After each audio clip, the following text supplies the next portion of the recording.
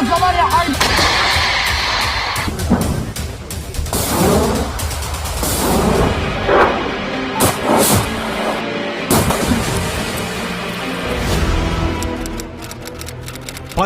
अक्टूबर 2023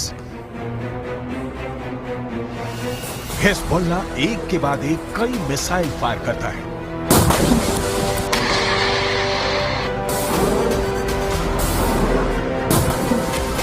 पहला हमला, टावर उड़ गया। दूसरा हमला, रेडार तबाह हो गया। अल्लाहुम्मा सल्ली अला मोहम्मद व आले मोहम्मद। तीसरा हमला, एक और अड्डा तहस नहस हो गया।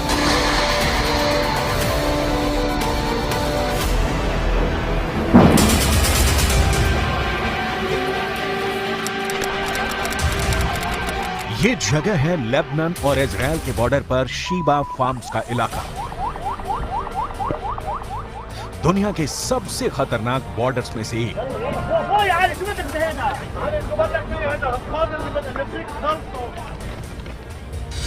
और यहां बने हैं इजराइल के 5 बहुत ही खतरनाक अड्डे। अड्डा नंबर 1, अड्डा नंबर 2, अड्डा नंबर 3, अड्डा नंबर 4, अड्डा नंबर 5। ये जगह गोलान की पहाड़ियों के उत्तर में है और यहाँ पहाड़ों की ऊंचाई 1500 मीटर तक है। नीचे लेबनान का इलाका और यहीं से अटैक लॉन्च किया गया। इस ग्राफिक से समझ सकते हैं इस इलाके की टोपोग्राफी। कौन कहां मौजूद है, कौन सा इलाका किसके पास है।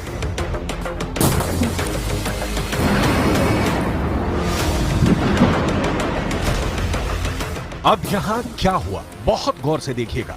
यहां लेबनान के इलाके में हिजबुल्लाह का पूरा कंट्रोल है और उसने निकाली 3 बहुत ही खतरनाक एंटी टैंक मिसाइल और मल्टी बैरल रॉकेट लॉन्चर। ये मिसाइल ईरान से सप्लाई की जाती रही है और ऐसी मिसाइलों का हिजबुल्लाह के पास बहुत बड़ा जखीरा है।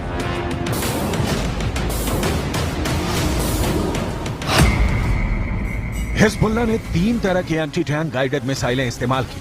ये हैं कॉर्नेट, इसकी रेंज 5 किलोमीटर तक है।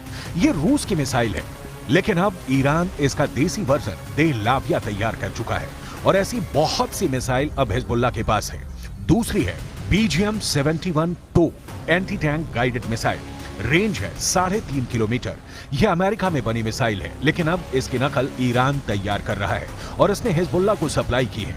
तीसरी है 85 कॉनकोर्स, रेंज 4 किलोमीटर। यह भी रूस ने बनाई है और अब ईरान में ये तोसान नाम से तैयार की जा रही है। तीनों मिसाइल बहुत ही घातक हैं और जिस तरह से इन्होंने इजराइल के अड्डे उड़ाए हैं, उससे ये बात साबित हो जाती है। हिजबुल्लाह का दावा है कि उसने ये हमला लेबनान में इजराइल के हमले के जवाब में किया। इजराइल के हमले में एक पत्रकार की मौत हुई है, जबकि कई घायल हुए हैं। इस वीडियो में देखा जा सकता है कि कुछ पत्रकार घायल हालत में हैं और पास ही एक गाड़ी जल रही है।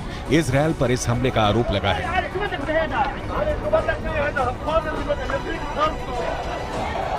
अब लेबनान में इस मर्डर को लेकर इजराइल को लेकर बहुत गुस्सा फैल चुका है। इजराइल के खिलाफ बेरूत में लगातार प्रदर्शन हो रहे हैं।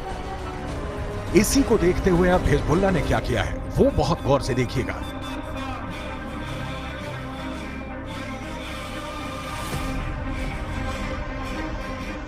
सबसे पहले इजराइल का अड्डा नंबर 1 शतुला इलाके में बने इस अड्डे पर हिजबुल्लाह ने किया पहला हमला। हिजबुल्लाह ने कॉर्नेट मिसाइल से अटैक किया, जो सीधा जाकर इजराइल का एक टावर उड़ा देती है। हिजबुल्लाह की ये रेंज देखकर इजराइल के कैंप में खलबली सी मच गई, क्योंकि निशाना भी बिल्कुल सटीक लगा और टावर पूरी तरह से तबाह हो गया। इसके बाद टारगेट बना इजराइल का अड्डा नंबर 2। ये भी शतुला इलाके में है और यहाँ हिजबुल्लाह ने किया दूसरा हमला। इस बार हिजबुल्लाह ने BGM-71 टो एंटी टैंक गाइडेड मिसाइल का इस्तेमाल किया। अमेरिका में बनी यह मिसाइल इतनी सटीक है कि इसने ठीक रेडार स्टेशन को तबाह किया।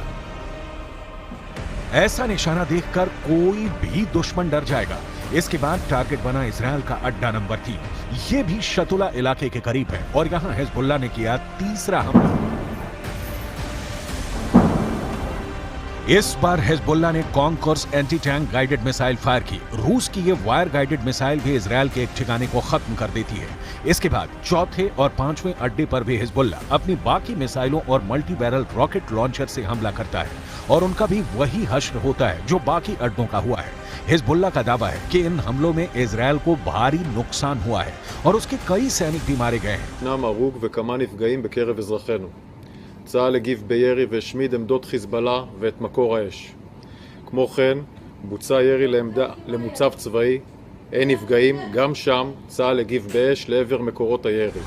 समझ लीजिए कि इस वक्त इजरायल और लेबनान के बॉर्डर पर आग लगी हुई है और ये सब कब युद्ध को 10 गुना भड़का सकते हैं, इसके बारे में दुनिया में सिर्फ 4 लोग जानते हैं।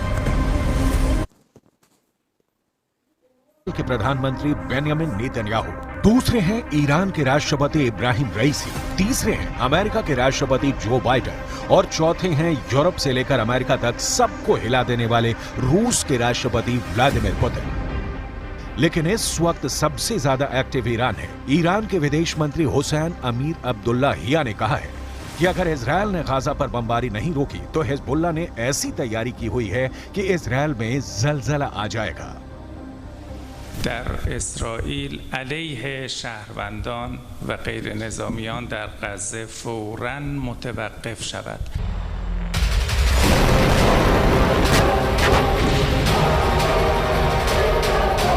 ईरान के विदेश मंत्री ने 48 घंटे में वो कर दिखाया है जिसका तेल अवीव से लेकर वाशिंगटन डीसी तक खौफ फैला हुआ है।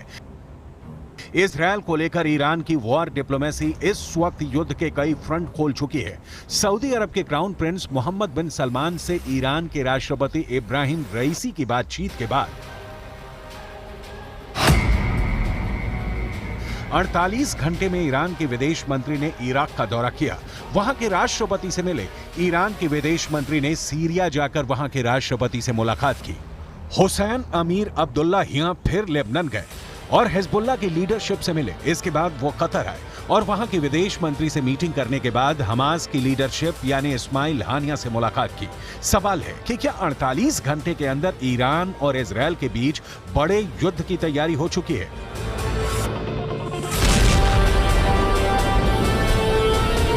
इजरायल ने भी लेबनान बॉर्डर पर हमले का वीडियो जारी करके बताया है कि वो हिजबुल्लाह को छोड़ेगा नहीं।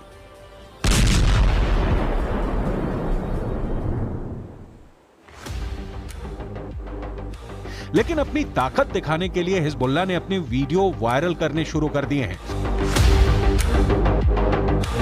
हिजबुल्लाह के इस वीडियो में बताया जा रहा है कि वो इजरायल पर हमले के लिए तैयार है।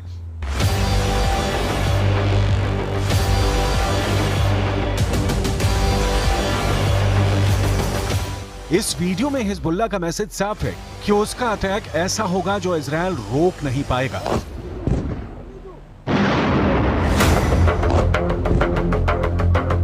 इस वीडियो में हिजबुल्लाह का मिलिशिया कमांडो ऑपरेशन की तरफ इशारा कर रहा है।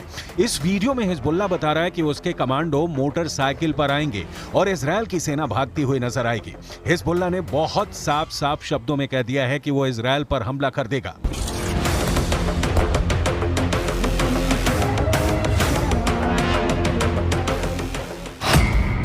अगर इजरायल की सेना फिलिस्तीन के गाजा में घुसी तो वो उत्तरी सीमा की तरफ से इजरायल पर चढ़ाई कर देगा। इजरायल और लेबनान के बीच करीब 130 किलोमीटर लंबा बॉर्डर है और यहाँ संयुक्त राष्ट्र की शांति सेना तैनात रही है। इसमें भारत की फौज भी शामिल है। इस वक्त इजरायल को गाजा से ज्यादा इस बॉर्डर की टेंशन है, क्योंकि अगर इजरायल गाजा में घुसा तो हिजबुल्लाह उत्तर की तरफ से इजरायल पर हमला बोल देगा। Fighters fired an anti-tank missile towards Israeli troops. There was a short battle and the situation eventually calmed down. Afterwards, Hezbollah sent drones into Israel and also fired surface-to-air missiles against an Israeli aircraft. All of those two attempts were successfully intercepted by the IDF, but the situation on the northern border remains very tense, and we are monitoring the activities of Hezbollah very closely with additional enhanced capabilities in the north, prepared for any eventuality that may happen. दक्षिण Lebanon और उत्तरी Israel के बीच जो border है वहां तनाव बहुत ज्यादा है। यहां अफरा तफरी के बीच खामोशी है जो तूफान से पहले देखी जाती है। इसलिए यहां के लोगों को भी पता है कि बहुत जल्दी युद्ध का एपी सेंटर गाजा से निकलकर लेबनान तक पहुंच सकता है। यहां तैनात संयुक्त राष्ट्र की सेनाएं भी अलर्ट मोड पर हैं। लगातार पेट्रोलिंग हो रही है। इजरायल की सेना ने अपना गोला बारूद तैयार रखा हुआ है। तोपों से जो गोले फायर किए जाएंगे वो पहले से ही रेडी मोड पर रखे गए हैं। इजरायल की रिजर्व फोर्स भी आसपास के इलाकों में तैनात की जा रही है। ये हमवी गाड़ियां हैं जो लगातार यहां तक फौज पहुंचाने में लगी हुई हैं। 2006 के बाद इस बॉर्डर पर इससे ज्यादा तनाव नहीं देखा गया और अब हिजबुल्लाह की वार्निंग के बाद सबकी नजर ईरान पर भी है और उसके एक दोस्त सीरिया पर भी है।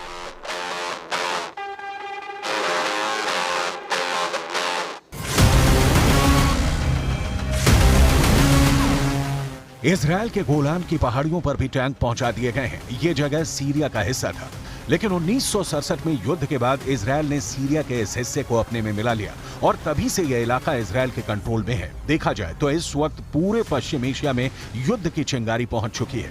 इजरायल से लेकर गाजा और गाजा से निकली ये आग अब लेबनान पहुंच चुकी है। चिंगारी सीरिया और ईरान में भी नजर आ रही है।